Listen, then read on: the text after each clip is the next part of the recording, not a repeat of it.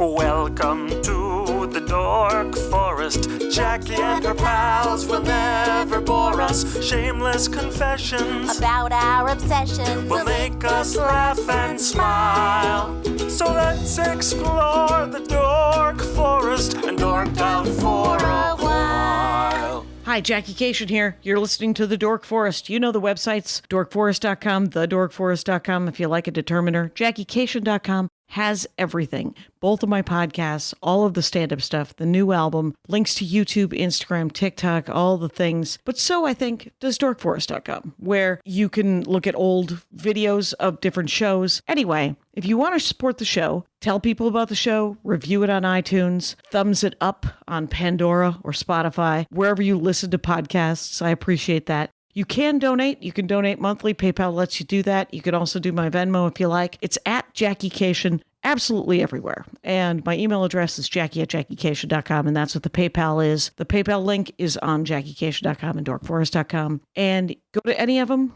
Thanks for listening. There's merch. There's stand-up. There's tour guide. You know, you can find out where I'm touring. This is getting long, so let's get into the show. Hi, Jackie Kashian in a hotel room at the Moon Tower Comedy Festival, and with great comic. You guys get a chance. Canadian comic, Canada again, creating stand-up comics out of the wilderness, out of the winters that are a delight. Welcome to the show, Sophie Buddle. Welcome.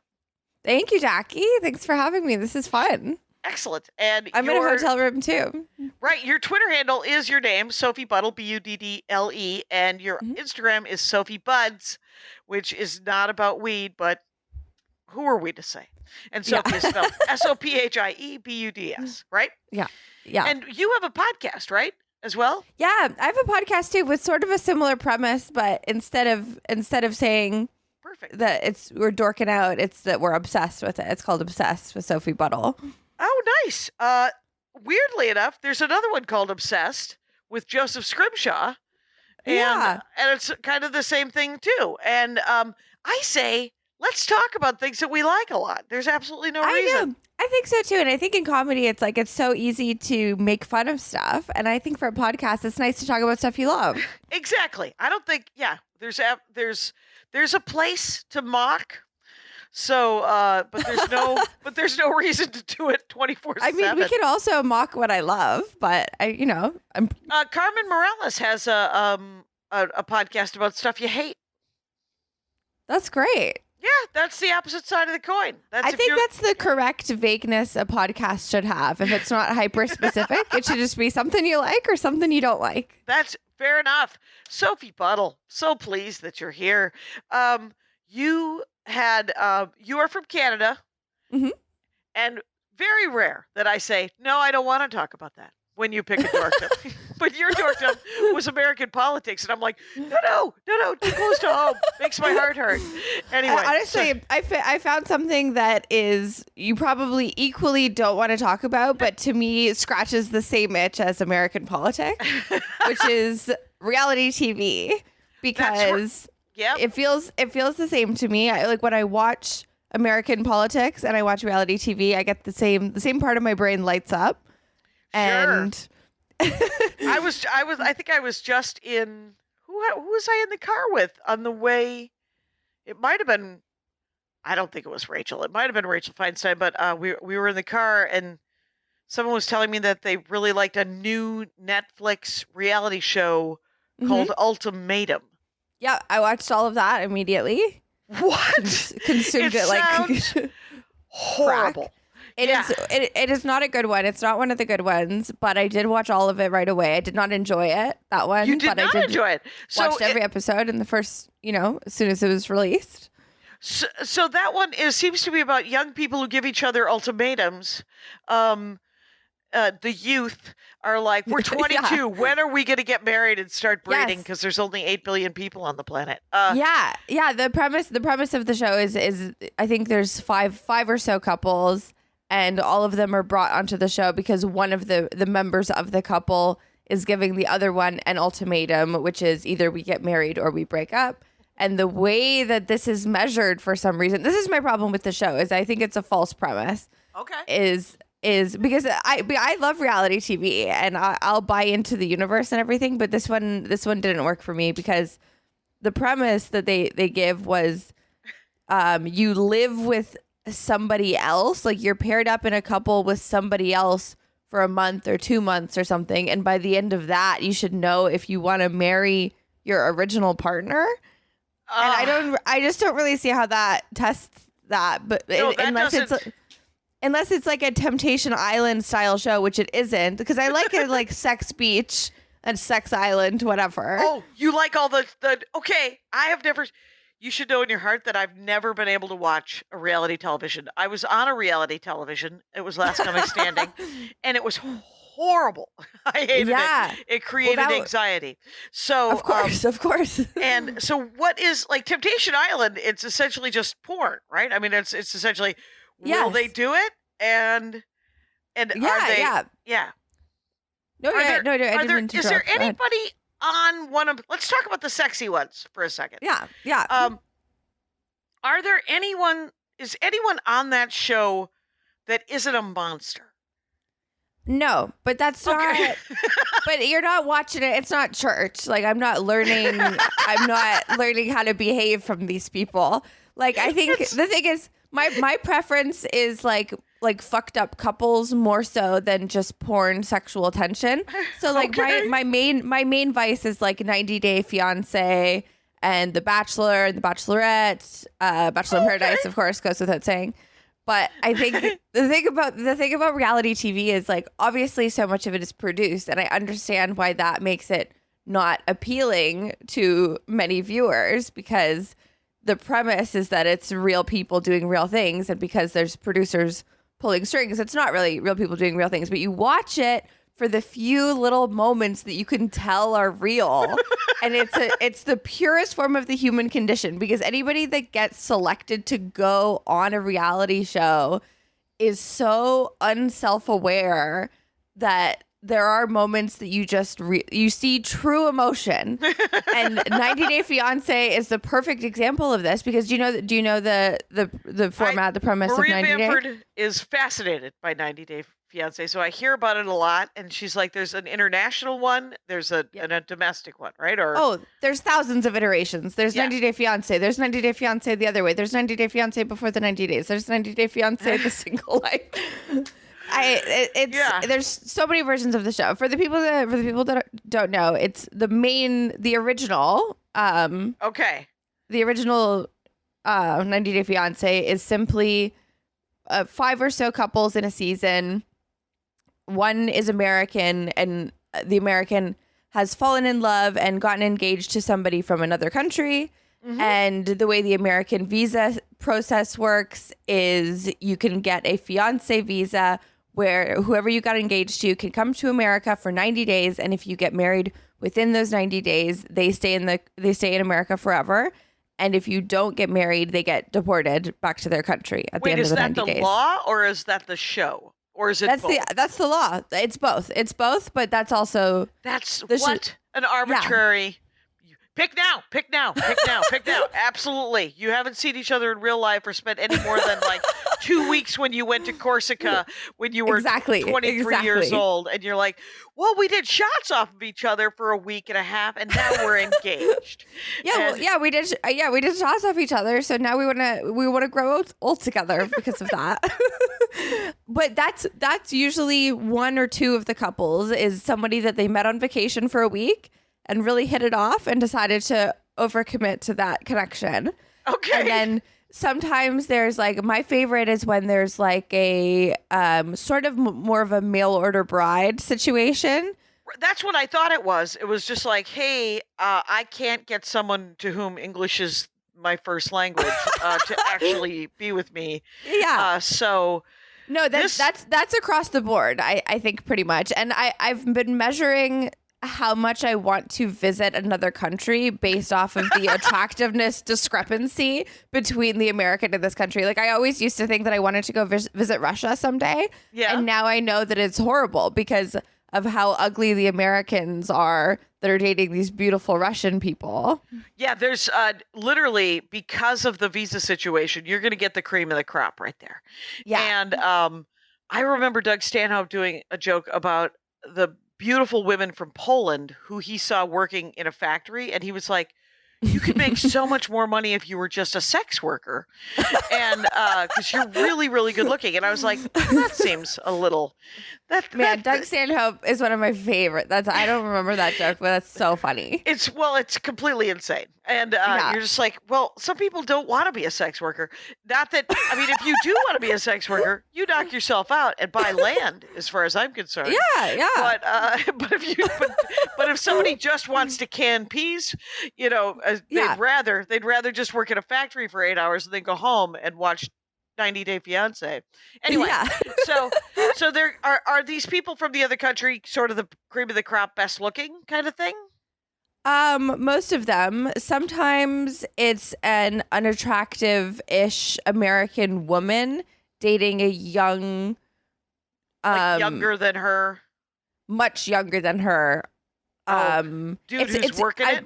Working the angle? Dude who's working it, it's almost always a young Arab man when it's an older woman. Sure. But the past couple years, it has often been this one same African rapper who has had multiple different women on this show, and the relationships have ended, and he's made it on more seasons by like scamming new women, essentially. His name is Soulja Boy. Oh, and his name is not Soulja Boy. His name is Soulja Boy. And was he a child soldier? And is that... No, he's soft. He's soft as hell. He's a singer. He's clearly just trying to make it to America to make it as a singer. His music is so bad, but he wrote a song. The first season he was on the show, he was with this woman, and he wrote a song about her called Baby Girl Lisa, and she's very much not a baby girl. She's perhaps 2 times his age, but she was like obsessed with him, and they ended for obvious reasons. And then now this current season of the show, he's with a new woman. Wow. And it is the weirdest dynamic. Like it's just shocking to me as someone who and maybe I'm privileged. Maybe I'm just privileged for dating someone my own age in my own country. Maybe I'm just maybe ignorant. You're the monster. No. Yes. Yes. I think the monsters are clearly the producers. I think we know who the monsters are.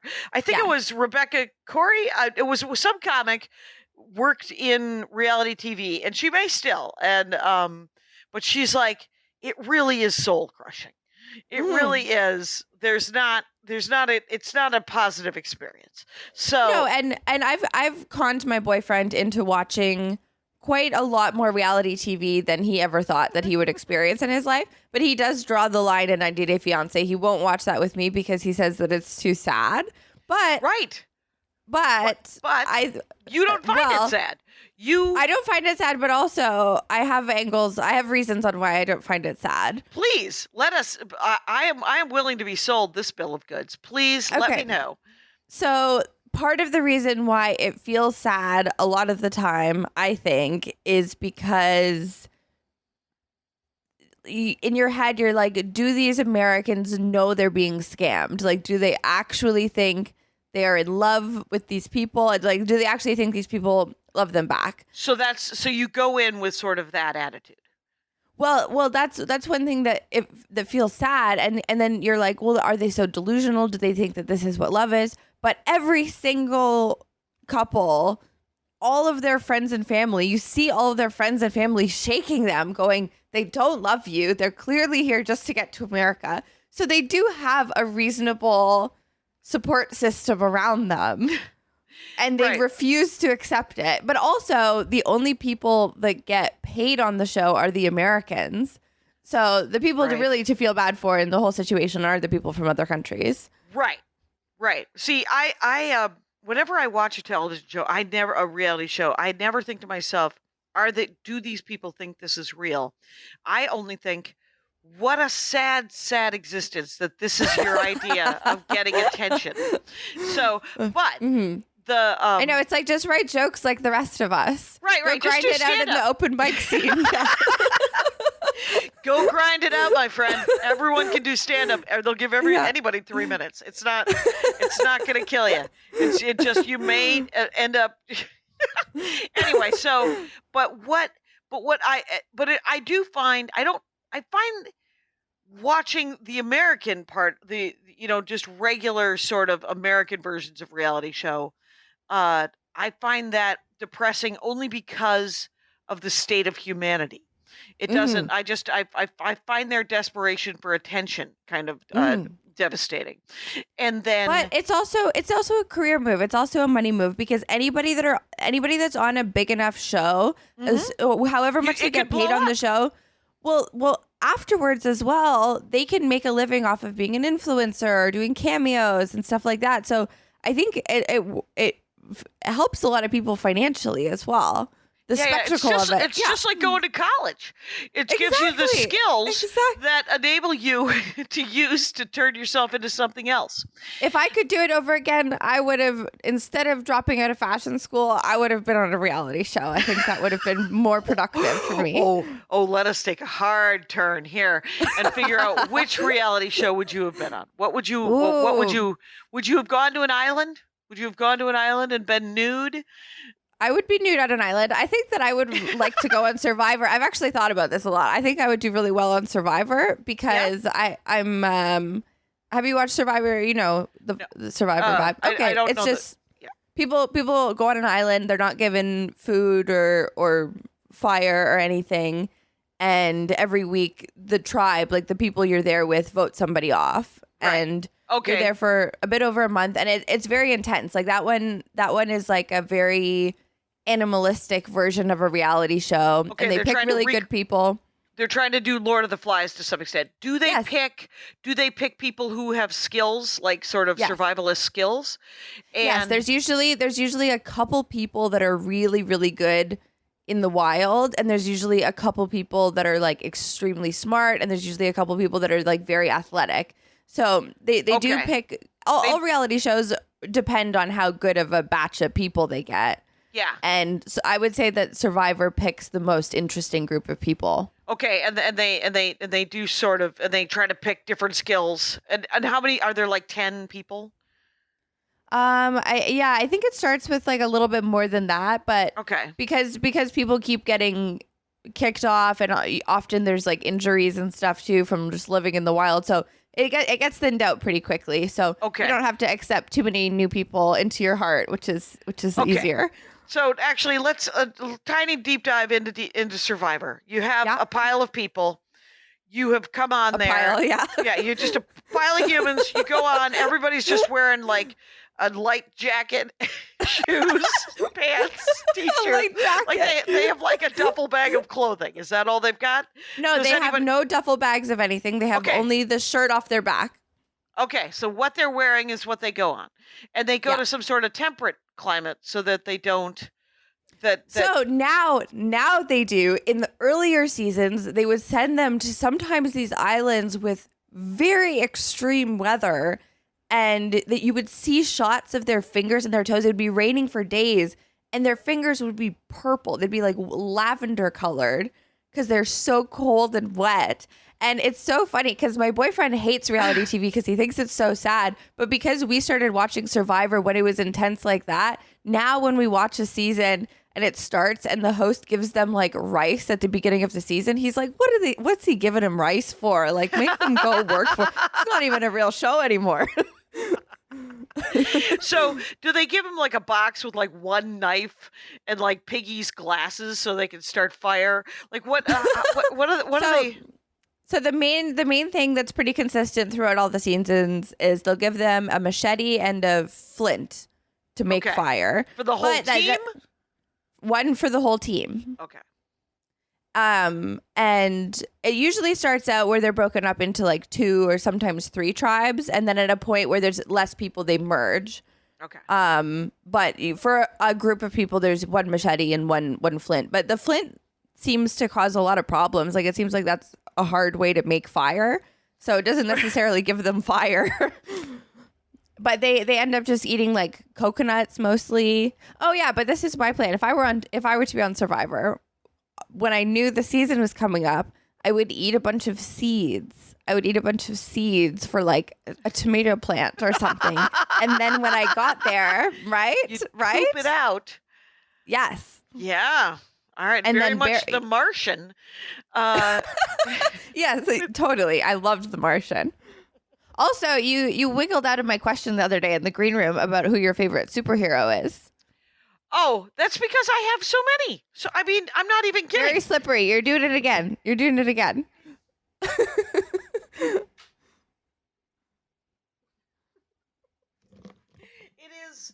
I am literally currently reading 100 different titles. Like, here's Doctor Strange. Here's a new Captain Carter. Captain Carter's pretty cool. Captain Carter? I've never even heard of Captain Carter. Well, Peggy Carter was Captain America's love interest, and she, in the What If universe, she takes the super soldier serum and becomes a British Captain America kind of thing. But she's Captain Carter. Cool. There is a Captain Britain, and that's a dude. This is Strange Academy. This is Doctor Strange has like an Xavier like X like an X-Men kind of I love the X-Men. thing. I've seen all the X-Men movies. That's like my big. Oh, those are good. You yeah. Do you Are you excited about the Doctor Strange movie coming out? Sure am. Ms. Marvel, she's one of the greatest. And when Yeah. G. Willow wrote it, and it's still good, but it's that's great. This new Moon Knight is quite nice. This is Moon very Knight. interesting. Okay, cool. That's a new TV show. Actually, I believe who's reading? Oh yeah, it's Dan Slott is currently fixing what is usually a terrible group of superheroes, the Fantastic Four. But You Dan don't like Slott, the Fantastic Four? no, they're usually written so poorly. Daredevil, always good, always Daredevil's good. And Yeah. this is Zdarsky's reading that. More Strange Academy. This is This is Hawkeye. Hawkeye, always good. And and here's Black Widow. And Black Widow looks pretty great. Who the heck's writing this? This looks like a new iteration. No, Kelly Thompson. There's a lot more women writing comic books, and it's kind of amazing. This and then I'm trying this new Elsa Bloodstone. Elsa Bloodstone is a monster hunter. Her dad was. I like that cover. Hunter. I like that art. Yeah. That's the cool thing too, is that there's a lot of great art, obviously, and it's all different one to the next. Dr. Aphra, on the other hand, is a Star Wars title. And she is a character. She's essentially. Did you ever see Indiana Jones and the Temple? The Indiana Jones movies. No, but I know. I feel enough of it just from cultural references. Okay, so Indiana Jones is sort of like his nemesis in the first Indiana Jones movie. Was a guy named Dr. Belloc. It was he was the French archaeologist who was very mercenary. Dr. Aphra is a Jedi archaeologist who is super mercenary, and she's hilarious. Yeah, and she's bisexual. Cool. She mostly goes with the ladies, but she keeps running into As all bisexual women do. unless they're having it with a fella, and of course, yeah, or a droid, and teaser. Teaser. Have you ever written a comic book? I have. I got to write a short, and it was just based on one of my jokes that was going to be on this last album, but it didn't make it. But it was a Starburns production. They did stand-up comics, and they worked with I got to work with this amazing artist out of Germany, and the editor was great. He ended up getting in trouble for being, I guess he was, I don't know how big of a dirtbag he was, but everybody got mad at him. Yeah, there was some sort of sex trouble with where he was a little too helpful if you were a young lady. And you're pitching your characters and he's like, you seem stressed, I'll give you a massage type of thing. Yeah, there's some sort of just kind of like the I think the word is groomer. It's been abused. The word. I think I know that word. Yeah. But I don't know that for sure. I don't know enough about it. All I know was he was a really good editor, and he should stop. He should stop being gross. Please don't be gross. My brother was telling me the other day that that when you're about 22 or 23 years old and you have your first sort of real job after college, that's when, as a young man, you have to decide what kind of man you're going to be. because if you're middle management and you have power over some of the people, you could be a horrible person. And he's like, he said he was 23. He was his job. He was a regional manager of a pizza place in Iowa. And a 19-year-old worker came into the office and she sat on his desk and just started, and she was just bored. She didn't want to work. And he goes, whatever this is, it's not happening. And he's like, just go back to work. And I was like, there's no parade for that, but I'm glad I'm related to you. Yeah, and I know. I feel like men all have those stories. Like good guys all have that exact story, and then they look at you like, local hero. Right. I found a scroll that told me not to be a dick. Excellent. I'm so sad. I know, and it's so funny. It's so funny to pose it like that. Like when you turn 23 and you finish college, as a man, you're faced with a crossroads, a choice. Do I groom or do I say, get out of here? Right. And it's, it's a relief that I'm not related to anybody who's a monster like that. It is, sure. Yeah. It's, cause it's not that they, like my father, he loves the ladies and he is not particularly a faithful man in marriage, but he's not gross. Right? It's all, he's gross in a different way where you're like, ugh, I can't believe that's your pickup line, you dumb. Anyway, so. Yeah, no, totally. My dad has been married a couple times and is very tall and is a teacher and was teaching English as a second language for a while and told me at some point that he's never dated a student in that exact same tone that's like pretty impressive, huh? And I'm like, wow, Mother Teresa. My dad is Mother Teresa. That's pretty cool to know. Did you know Gandhi, Dad? Did you know Gandhi? Because I know that he also made some sacrifices. Yeah, anyway. True. I mean, Gandhi used to sleep naked with his niece. I don't know if you knew that. Well, and that's the whole thing, right? Where you're just like, and then you find out like people who were amazing in other ways made different choies. Where the choices they made, Gandhi's like, when you turn 60, you're faced with a choice. Do you sleep naked with your niece, or right? And what does your brother have to say about that? Yeah. And or what does your sibling have to say about sleeping with his daughter? Yeah, loves it. I bet. Hopefully. There's all kinds of trouble. We've digressed, but this actually not though, because people are. Is there times when you see that when you see that in a reality show where you see their character? Yes. Well, there have been a few couples on 90 Day Fiance where there have been a pretty significant age discrepancy with a much older man and a much younger woman. But I think the producers know that nobody really wants to see like just full human trafficking. That's not really a fun escape from reality. But right. Yeah, certainly there's a few weird ones. Just to take an additional digression, it's into politics, but it's not American politics, because I feel that it is also in the same vein as reality TV, because I'm very obsessed right now with Vladimir Putin, which the world is, of course. Sure. But I looked into his romantic history as a reality fan. That's how I engage with world politics. Is he married? I actually just found out that he was married. Yeah. He was married for a very long time to the same woman, and I believe they had children together. And then suddenly he met this woman who was the best gymnast.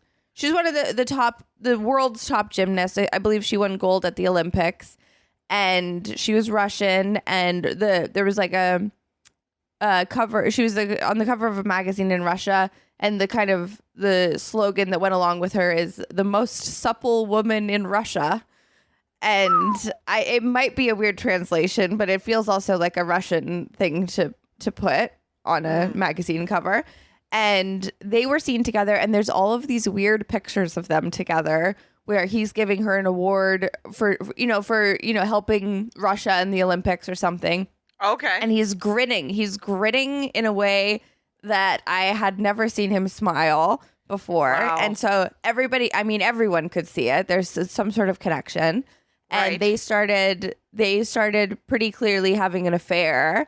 And that was when he really pivoted into Oh my God! could- Look at this look on his yeah, face. that's one of them. That's one of them. Like, God. what a face. What a face. It And- is so creepy. Her face, not great, but but moments later But she might have supple, just but been looking supple. super. She might have just been looking pretty earlier. Oh, because Yes. here's the thing: he's still creepily staring at her, and she looks very nice there. Yes, And- totally. Oh, that side eye, brother. Ugh. You're just like so much. Yikes. Okay, so they are just lovers, though? They are not married. So they were lovers, and this is when he started getting very intense with the press because people in the media in Russia were asking him if he was dating this woman, and he was still married to his wife. And that's when I believe he made a law, or at least set a precedent that asking him about his personal life is disrespectful to the Kremlin. She's very, very bendy. Yeah. Yeah, disrespectful to the government. Yeah, I suppose you could make any kind of law if you're a despot. Yes, and yeah. so she has had 1 or 2 children, and it looks like with Putin, like she's not with anyone, and she just got pregnant and had children. Yeah. And now her and her children have disappeared. But I don't think that he's killed them. I think that he's like protecting them. Oh, Because so he's you a think great guy. So why? Oh God. So I was hoping you were going to say she's disappeared and you think that somebody nice is hiding her. Nope, it's still Putin. Putin's still hiding her. I think Putin is like protecting her and their kids' identity. Okay, because he but his wife and his children just loosey goosey out in the world, ready to be killed. Just loose change. But I think he got divorced. He got divorced from his wife, I believe. I think he's like 72 or something. And He looks great. well, I think he's also there's another law that says you have to Photoshop Putin. Really? I think that I don't know. Oh no, no. So Onto a but- horse. Yeah, Or onto a photos of horse. him. Onto a Yeah. horse. And oh no, he's only 69. Get it? Oh. And but he The gymnast Yeah. girl, that photo you showed me, she was 69ing herself. right, exactly. Yeah. She doesn't need him. She's fine. She Yeah. can do whatever She's she got needs it to covered. do.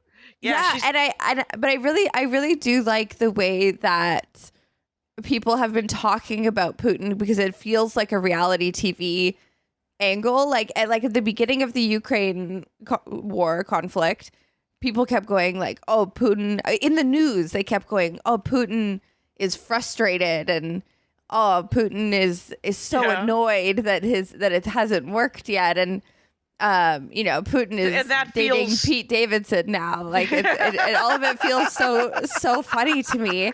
And I love the feud between him and Zelensky, just a couple of short guys fighting it out. And you can tell that we will state the obvious that a lot of Yeah. people are dying, and that is not Yeah, funny sure. and not cool. Sure. But Sure. as a reality TV comparison, Yeah. this is a weird thing on the national stage, on the Absolutely. international And stage. I've also been consuming just Ukraine news nonstop for the past couple of weeks. All I do is I wake Okay. up and I Google Ukraine. So I'm Oh my God. yeah, I'm on top of it. You are Um, you are dipped. It's Yeah, I'm dip deep. so are they but to get back to reality, like the actual programming, Mhm. is it when these you see these nuggets of real life, right? Because it's all Mhm. orchestrated. The editors of reality TV are the writers of reality TV. Absolutely. And it is unfortunate that they are not in the Writers Guild, because then they would have a pension and there would be a livable wage. Where now they're grinding it out and they're living on their wage. But they could Mhm. make a great deal of money, because that's why reality TV exists, of course, is because it is super cheap to do. Yeah. Because it's people who want to become influencers or just need this sort of attention where they're all living together on an island. And so Reality TV contestants are a renewable resource, is what you're saying.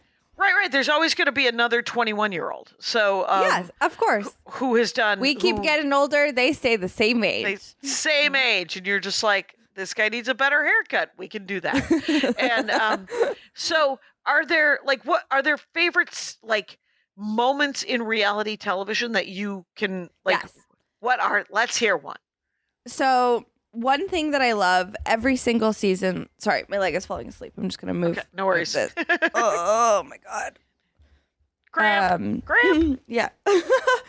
need to eat a banana. So one thing that I love every single season on The Bachelor, like the one that is being led by a man, because there's the Bachelor and there's the Bachelorette.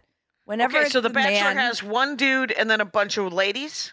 Yeah, and then Bachelorette is the reverse of that. The reverse of and that. And so every single season, they get to Fantasy Suites episode, which is when there's only 3 left.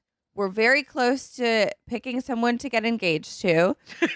They almost always sleep with all 3 of the women, if not 2 of them.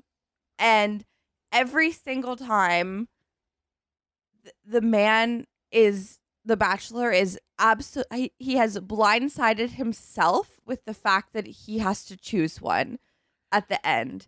He is every single season, he is shocked to his core that he has to pick one. He doesn't get to keep all 3. And it makes me so angry. It's the premise of the show. How have you not kept in mind that you're going to have to pick one at the end?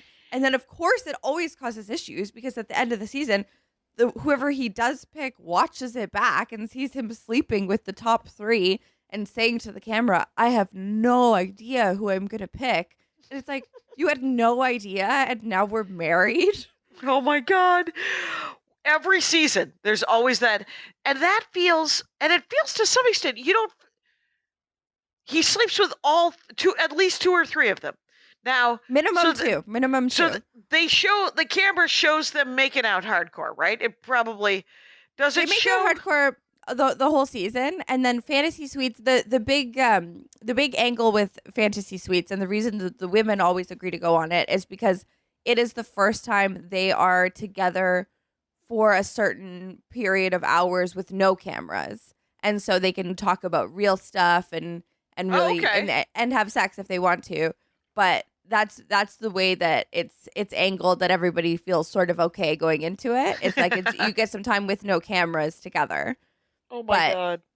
Yeah, it's just I get so frustrated with every single Bachelor they choose. Sometimes I'm watching and I'm like, this guy seems really mature. I think that this guy's going to handle it well. And then you get to the end of the season and he's like in tears. He's calling his mom. He's like, I don't know which one to pick. And then his mom is always like, just pick one. How are you surprised by this information? and so is there any discussion of contraceptive? Is there ever do they say please use a condom? Well, not in The Bachelor because it's a very Christian-y show. Is it? And like the whole what? Well, the whole thing is based off of the premise of getting married at the end of it, which is kind of Christian-y. But by out loud, they're just like, no, this is going to be, because I thought it was about the illusion of true love instead of the illusion that So as a Jewish woman, I find it to be very jam-packed with Christian ideology, and they almost always pick someone that is quite religious and quite Christian, and they talk about their faith and how they want somebody with the same faith as them, which is a part that I don't like, but I do see how in America that makes it easier for the general public to consume, perhaps, if they're like, oh, well, they believe in God. So I think it just encourages that sort of horrible Christianity. I think it really, because it's not anything to do. It wasn't like Jesus. It's like, it's mostly dudes. I'm mostly hanging out with dudes. And then there's this one prostitute, but she really is just there because she's into it, but she's willing to sleep with me. Oh, and this is all, by the way, based on the musical. But that just encourages is like that sort of Joel Osteen kind of Christianity that makes you want to go, leave Christianity alone. Why is and the whole idea that they wouldn't have talk about contraceptive, that would infuriate me from the get-go, just because I'm the On youngest 90 of Day 6. Fiance, they do talk about contraceptive pretty often. Okay. And they get more into the nitty gritty of the relationships. Okay, so each bachelor series has that epiphany season where the guy realizes that he doesn't get to keep all 3 girls. What about the Bachelorette? Does she have that same problem, or does she kind of know? I found they've mostly picked bachelorettes, and I don't know if this is a good generalization of women, or if this is just the kind of women they pick to host the show. But they all seem to have issues trusting that the men truly love them, or like the ones that they pick are really into them. But that's I think more of a normal relationship struggle. Like all of them seem to be aware that they do have to narrow it down to one by the end of the season. And one other thing I just wanted to bring up about reality TV show as a whole umbrella topic is it's a social thing to watch. Like I don't watch it as pure Alone entertainment for myself. In a closet. No, and like sometimes I will, of course, to keep up to date, but it's for the discussion with people afterwards. And that was my only way I could rope my boyfriend into it after 6 years of dating, is when he realized that you watch it and you talk about it. And it's a good pitch for him because he talks through everything that we watch. And so this is a time that it's appropriate, actually. Oh, right. I remember that from college where we would all watch TV together, and it was, you were just like, what is happening? Yeah. And there would be comments about the clothing. There'd be comments about the okay, all right. So so you could conceivably have sort of a party where, or you could have a watch party, or you could do, I wonder if you could do like, because I know that you can share, like on Netflix, you can share the screen. And totally. That's the entire fan base of almost every reality show. It's like, it's people that like to watch it and talk about it with their friends or watch it with their friends. And I think that is important to mention because like when I was writing on a show in Canada for a few years, and all of the writers, or most of the writers, would get together and we'd watch The Bachelor and The Bachelorette and we talk about it. And it is fun because of those moments where you realize somebody is like actually upset or actually surprised or whatever, and because so much of it feels so produced that when there is that moment of realness, it feels so right. It's kind of like watching soccer, because I'm a big soccer fan, and I know people don't like it because it's like slower pace, because it's less high scoring, but it just creates that tension for when a real moment does slip out or when a real goal does happen. It's so satisfying because you gotta watch it for the filler. Right. And there's plenty of time to be social as you watch it. Yeah. Yes, exactly. Andy's really into it himself. So that's the only sport that he watches is soccer. Yeah. And I love soccer. I was a soccer girl, so it's my only sport that I feel really connected to. Well, and I have a lot of all of my nieces and nephews played it, and then Andy got into it, so I sort of get the rules now, because it's hard to watch a sport where you're like, why are they all, what are they doing? And yeah, I was watching soccer near my boyfriend, and he was like, "Why don't they just use their hands?" I was like, "Well, true. It's a good take." It's a hot take. It needs to be said. Are there iconic scenes that you remember? Like, is there stuff when you're talking? Okay, some examples, please. Of course. So many rush to mind immediately. Let's start with The Bachelor, because we were just talking about that. There was one season, and I'm realizing now that it is sort of what we were just talking about, where he's blindsided by the format of the show that has been going on for 20 years. But the Bachelor and the Bachelorette, the hosts, the main people of the show are not allowed to say "I love you" to the contestants, because it makes it too obvious who they're going to pick at the end. So that's one of the rules. They're told, the contestants know it, the Bachelor knows it, they're not allowed to do it. There was one year, I believe the Bachelor's name was Ben. It was Fantasy Suites, so there's three girls left, and he told 2 of the girls that he loved them after sleeping with them. And when I tell you Bachelor Nation has still not recovered from this, it shook us to our core. Like they show them each date individually. So they show the first one and it's like the clear front runner. They showed the clear front runner first. They have fantasy suites. They're going out on a date. He tells her, "I love you," and then it's huge because you're thinking like, "Oh, are these two? Are they going to end the show early? Because like, is this true love?" Basically, you're like, he's broken the rules. He didn't care, and it's how exciting, right? That he's feels so strong about this woman. Then the second woman he goes on a date with, he doesn't say "I love you" to her, and you're kind of like, okay, well, I guess he has to finish the show, and we just know who wins now. That's fine. Then the third date was with like the fan favorite. Her name was JoJo. She's really cute. She kind of looks like Isla Fisher, like kind of like Sacha Baron Cohen's wife. Just real cute, real funny. And then he's on a date with her, and he says "I love you" to her too. And what had happened? The producers must have just shit themselves violently because it was the biggest moment still in Bachelor history, and it feels so like nothing to hear about it now. But I had been watching this show since season 1. I remember when the first season came out, I was in elementary school. I watched it with my mom and my grandma. And I remember hearing them say, like, this show is crazy. What a weird premise for a show. And we went on to watch it as if like socially, you know? Yeah. And when this happened, it had never happened before, Jackie. It was its own thing. It was World War I. This was the beginning of the end. Was when Ben fucked up. Who did he pick? I think the girls found out what he did and nobody ended up with him. They were like, no, we're not. If I'm remembering correctly. It would be so funny if he ended up with the one girl he didn't say "I love you" to. That's the only one that was willing to. That is so okay. And okay, so then another episode that was really big for the reality TV community was maybe 3 or so years ago, 90 Day Fiance.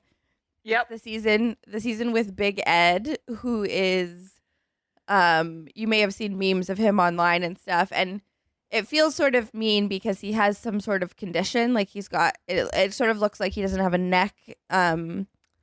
He has like long black hair. Have you Googled him? I mean, you can tell that I'm doing something. I'm so sorry. Yeah, no, that's fine. It's okay. So this, I'm sorry. I was curious about whether Ben Higgins, picked one of them. Did he? And well, the headline is Ben Higgins defends saying "I love you" to 2 women on The Bachelor. I didn't know there were rules to this. There's actually rules in life, Ben Higgins, that you're not supposed to just tell everybody that you love them so that you can get inside of their pants. Honestly, this is what reality TV shows. This is what reality TV is all about. Is yelling at Ben. There's rules to life. I think you've gotten it. Right. He actually, was he ever told that he couldn't drop the L word to anyone by producers? He was. Of course he was. He said that he Everybody was never knows. told. It's the only rule. It's the only rule of the show. I was never told. Give me a break. I don't know of a rule book. Maybe there is one. Maybe fans out there are hiding. I keep hearing he broke all the rules. I didn't know there were rules. Oh my God. Idiot. So idiot. Dumb. So kill him. Send him on Survivor. Exactly. So watching this season has been almost therapeutic for somebody. Oh wait, we spoke with Kayla Quinn, the woman who he wasn't able to say "I love you" to. She said "I love you" to him. I didn't even remember that. But it's so funny because it's like you're saying it to everybody. Just say it to everybody. Yeah. So driving home in the car, Kayla Quinn said, "I felt an immense consuming sense of loss because I really did fall hard for Ben. And it was just a really cold water shock that it's over. I had to deal with it, so it took a lot out of me. Still, watching the season has proven to be almost therapeutic for her." Yeah, because she was like, I dodged a bullet there. And okay, so But they do. But the thing is about The Bachelor and The Bachelorette. The reason why it's good is because in the moment of the season, when they are filming the season, they are falling in love with each other, but not in a real way. But they're making them do things where their adrenaline spikes. Like they're making them go bungee jumping. They're sending them to Spain and like beautiful places, and they take their phones away. They're not allowed to read the news, or not allowed to talk to their families while they're filming. Like you're staying in a place with everybody else that's also dating this person. Like they do create an environment where one could become obsessed with whether or not their connection is strong with this person. It becomes the whole world for a couple months. Yeah. And so there are very intense feelings that you're watching, and whether or not it's lasting, which it almost never does, it is true in that moment. Right. Sure. It's true. And well, are you kidding me? Whenever I got laid, it was true in the moment. And then, yeah, of course. And then it was, and then it wasn't. And then I was bored and I wanted to go play cards again or whatever. Yeah. And what kind of cards do you play? You play cribbage? I do like cribbage. And I always wanted there to be a TV show where somebody said knobs. I was like, that's funny. Knobs for two, knobs for one. And that would be that's good times. No, I remember one time I got laid at a casino, and it was literally like a half an hour, and we went back and it was still daytime, and I was and then we finished, and I was like, you want to go play blackjack again? and the guy was like, so this was it? And I said, yeah, I guess so.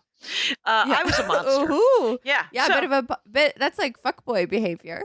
Yeah, it's very arbitrary. It's right for me. I was the douchey dude in that occasion. But I mean, I heard you last night in your set saying you're very fond of your husband, and I was like, okay, well, playing it pretty cool, this was cards close to the chest.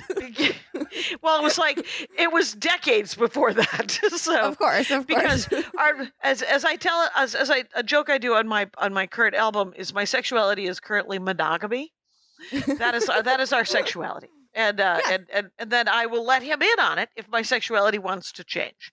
Like if I all I ask is that he also tells me if he would like to not be monogamous anymore. Yeah, because Andy for many years has identified as bisexual, and my sexuality. The joke is that my sexuality was drunk, and so I was like. Well, a mouth is a mouth is a mouth. What do you want to do? Okay, it's fine. And it wasn't that many people. I mean, it sounds doesn't matter who it is. You'll go and you'll play blackjack with them again if they're down. Well, I think it was I slept with the blackjack guy because he was hitting on me at the blackjack table, and there was another comic, and she was annoyed that he was hitting on me. Yeah, and I was like, no, this one's mine. You're like, she was a lot better looking than I was. And I was like, no, you have the pick of the room. I'm keeping this one. You decided to escalate the situation to literally bad life. I think the reason I don't watch reality shows is I could see myself making these bad life decisions. That's what it is. It's you should have been on one of these shows. And so you don't like the reflection that looks back at you. Oh, I do not. I do not enjoy that. And I have to say that when I was on Last Comic Standing, I was on 3 seasons, and I never got picked for the house. And I was literally told at one point that I just wasn't crazy enough. And they couldn't. And you're like, I fucked every comic on this show. You just weren't filming it. I never did fuck comics. I never slept with comics because I had this whole thing where I didn't want to sleep. Nice. Oh, none of us want to fuck comics, Jackie. It's the cards were dealt. Here's the thing: I didn't want to sleep with comics that were funnier than me because that was annoying. That limits that they the were pool funny. Significantly. Yes. It's well, no. Are you kidding? I'm very funny. And then I only wanted to sleep with comics that were as funny as me, and they didn't want to sleep with me because they thought I was funnier than they were. Yes, and of course. It's the ego. Yeah. Yeah, it's entirely ego. And I didn't want to sleep with comics that weren't funny. So Yeah, no, the pool is tiny because because nobody's funnier than you. And if you don't want to fuck people that are less funny than you, what are you even gonna do? What are you left with? You're left with civilians. That's what you're left with. Yeah, and disgusting. and well, no, because male comics sleep with lots and lots of civilians, Of course. because they don't want to sleep with women comics because they might be funnier, or they might. Mhm. Though a lot of women comics back in the '90s did not have a problem. A lot of male comics did not have a problem sleeping with women comics that were not funny, and it was truly irritating. And But it's like the thing. It's like the thing where men are faced with this decision when they get to a certain point. Like it's comics a lot of the time. I think the reason they're so keen to sleep with female comics or newer comics is because comedy is the only community where they have any sort of status or prestige, any sort of power. Yeah. Exactly. Yeah. And again, it's another power choice, right? Mm-hmm. And I think Louis C.K. had a one of his sitcoms was about sleeping with different comics, and it was just dumb. Sense. And but it's interesting. Yeah, I was about to reveal something way too much info. So, but that's what reality TV is. Reality TV reveals other iconic scenes. Because we're almost at an hour. You should probably know. Yes, we're almost at an hour. I'll do one more, and then we can wrap it up. But thank you so much for having me on your podcast. Oh my God, It's so much fun.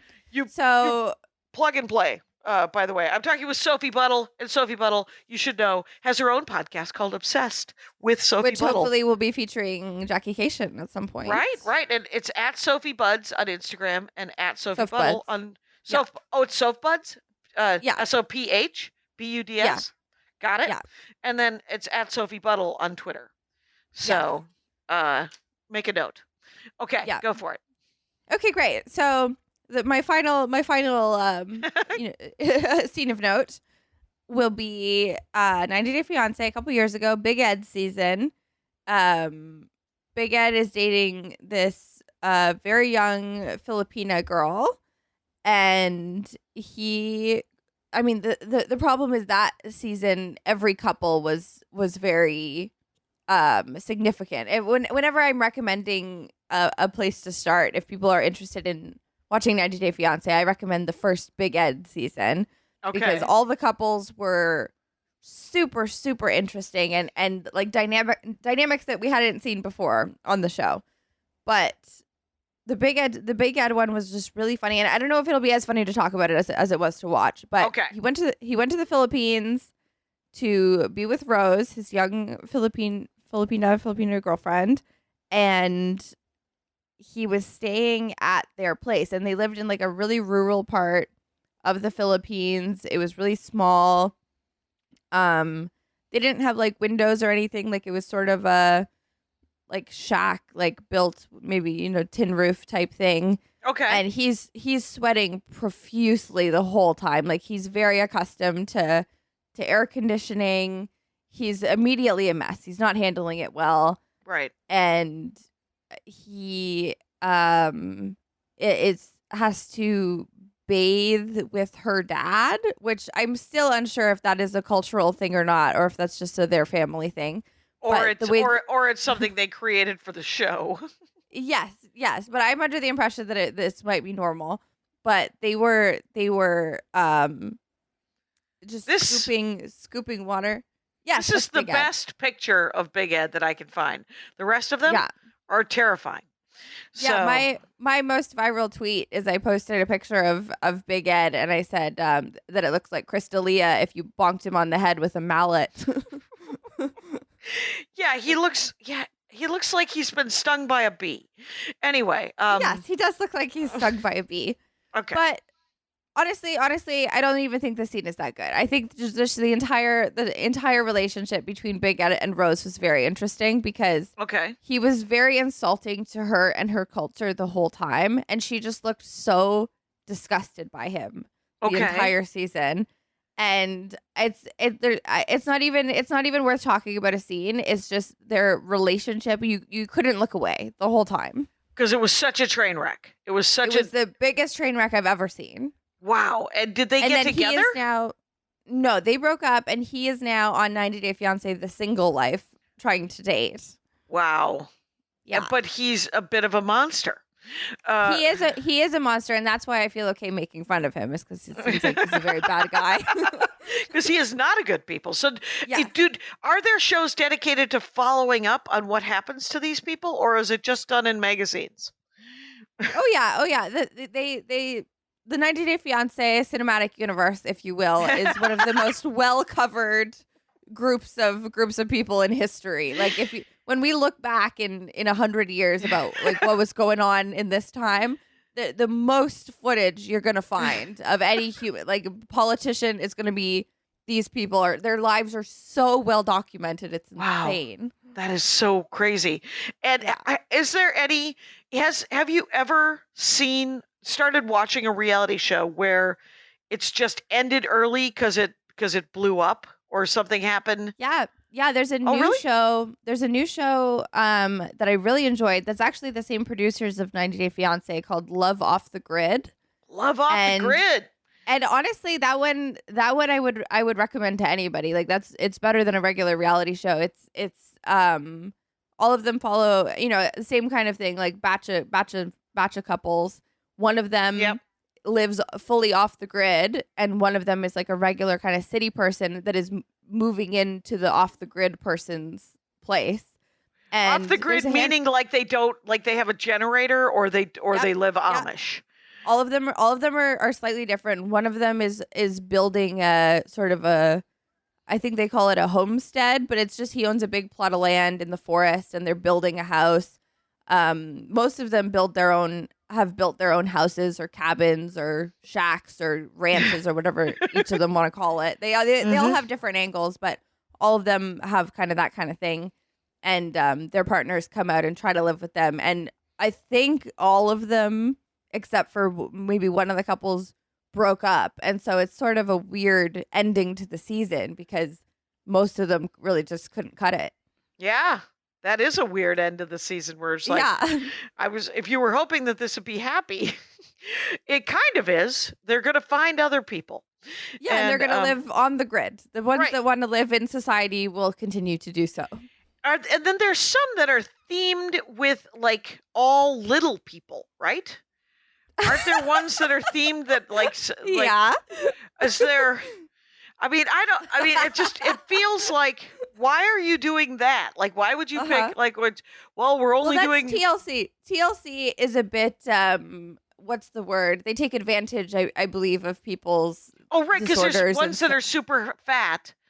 And then there's, and the fat ones, I'll only watch if I'm in a hotel room and I'm clicking around. But, I'll watch it. And then Pimple Popper. I don't discriminate. Someone was talking about Pimple Popper. Yeah, I won't watch that one. That one's too gross for me. But okay, so you're not looking for the medical ones. I'm looking for sex. I'm looking for Sex Island. I'm looking for idiots that don't understand what love is all about. And I'm looking for Survivor, where people might die. Okay, so on Survivor. Does anyone ever fall in love on Survivor? Yes. Okay. So this is a good place to end. Crossover. Yes. This is a good place to end because it is the love story for the ages. Boston Rob, and whatever her face is. There's this woman. So it was like one of the earlier seasons. There was this guy, Boston Rob, who was great socially, great at the survival stuff. He was really cute. He's got a cute Boston accent. And he was on the same tribe as this girl. And you can tell immediately he has a huge crush on her. And everyone's trying to keep their head in the game so that they can win Survivor. Everyone's there for a reason. But he just can't stay away from her. They create sort of an alliance. And then they start, cuddling to keep warm. And then they fall in love. And it is so cute. They're married. They're still married. They have kids. And so everybody that watches Survivor loves the host. I just Googled it. He married her, and then they were on The Amazing Race. They were also on The Amazing Race? Him and Amber. They were on Amber, yes. They were on The Amazing. That's fantastic. If you ever watch a season of Survivor, watch the Boston Rob season, because their love story is so cute. And yeah, they have a really solid relationship, and I believe he won that season. Okay. And so just set their family off right. And then I think that he was brought back another season 2 for like All Stars or like something. Okay. But oh my God.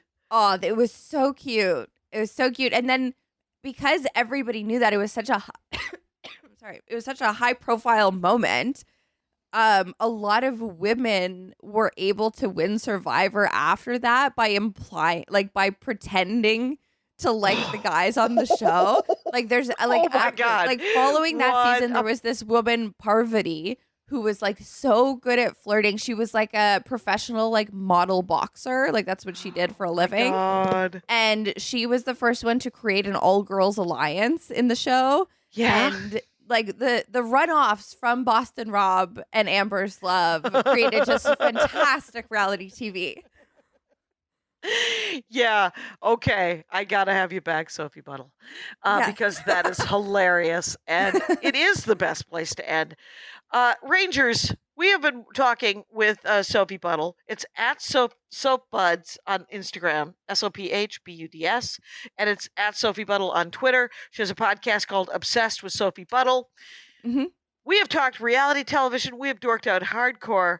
This was been a delight. Can I just say out loud? Oh, I've had such a blast. I knew you weren't this keen. You weren't that keen on my choices, but I hope I've convinced you of something. Oh, you've at least sold me. The thing is I enjoy reality television this way, removed with a lot of sort of Pony Express, 2 weeks late with a lot of analysis.